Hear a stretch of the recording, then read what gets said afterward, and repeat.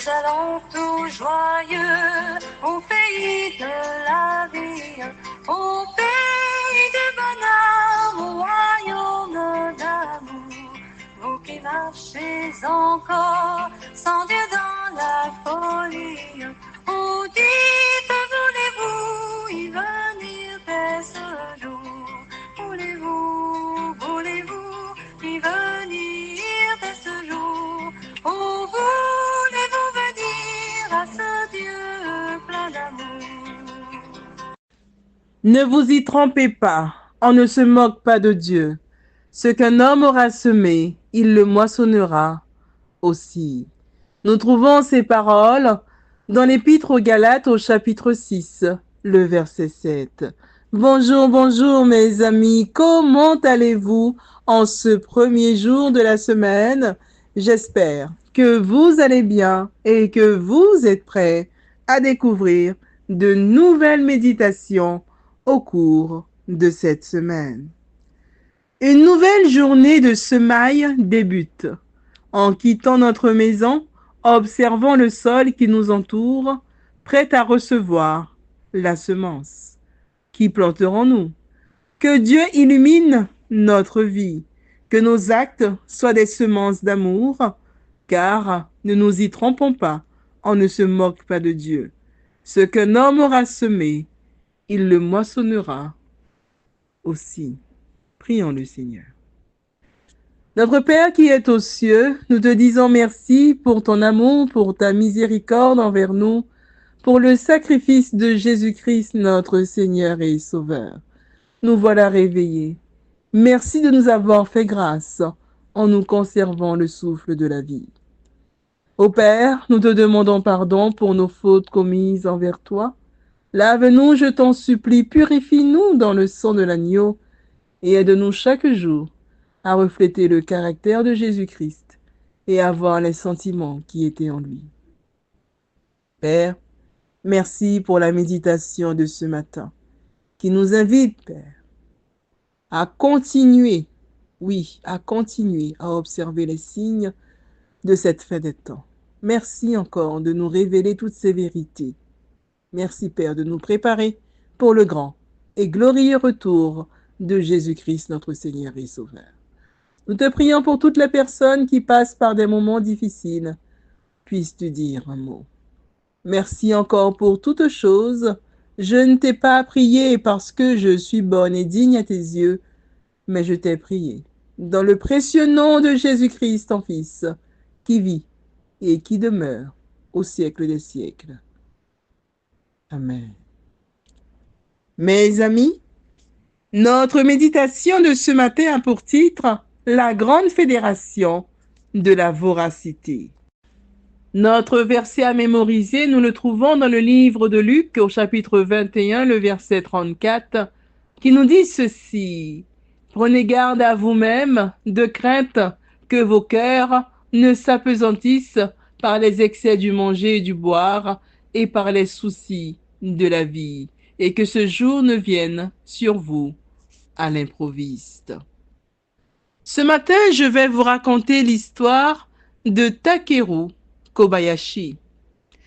Jésus-Christ a dit que la voracité serait l'un des signes de la fin des temps. La voracité est aujourd'hui un sport que l'on transmet sur certaines chaînes de télévision. Takeru Kobayashi, un célèbre japonais vorace, a été champion mondial de voracité pendant 6 années consécutives. Le 4 juillet 2010, il se passa un événement inoubliable. Ce jour-là, on célébrait une compétition annuelle de voracité. Le problème était que Takeru Kobayashi avait été exclu du concours à cause d'une dispute avec les dirigeants de la Grande Fédération des mangeurs. Takeru Kobayashi assista quand même à la compétition.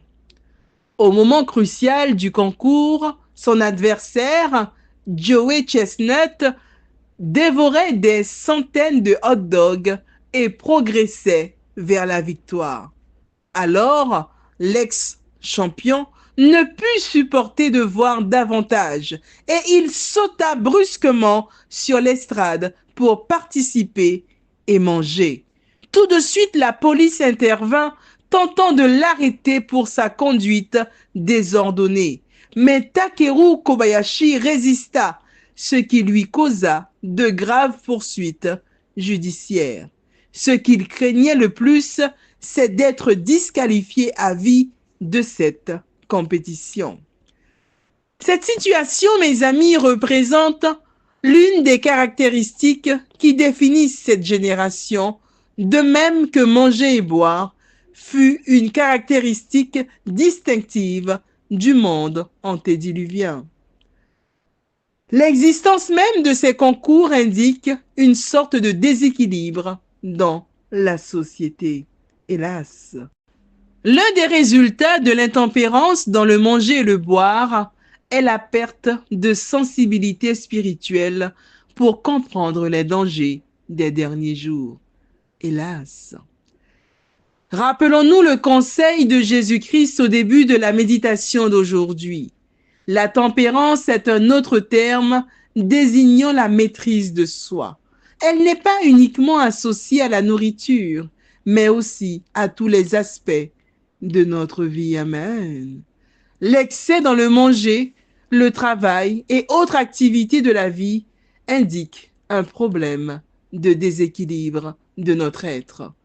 Pensons à notre propre vie. Y a-t-il quelconque déséquilibre dans ce que nous faisons? Réfléchissons sur la cause probable de cet excès. Notre méditation de ce matin avait pour titre « La grande fédération de la voracité ». Notre verset à mémoriser, nous le trouvons dans le livre de Luc, au chapitre 21, le verset 34, qui nous dit ceci: « Prenez garde à vous-même de crainte que vos cœurs ne s'apesantissent par les excès du manger et du boire et par les soucis de la vie, et que ce jour ne vienne sur vous à l'improviste. » Mes amis, soyons prudents, car à quoi nous servirait-il de gagner la finale du concours de la voracité si nous devons perdre notre place dans le royaume des cieux? Oh oui, mes amis, la question nous est posée ce matin. À quoi nous servirait-il de gagner la finale du concours de la voracité si nous devons perdre notre place dans le royaume des cieux? C'est sur cette réflexion que je vous souhaite une excellente journée dans le Seigneur. Que Dieu vous bénisse et je vous dis à mercredi, Dieu voulant, pour notre histoire biblique de la semaine.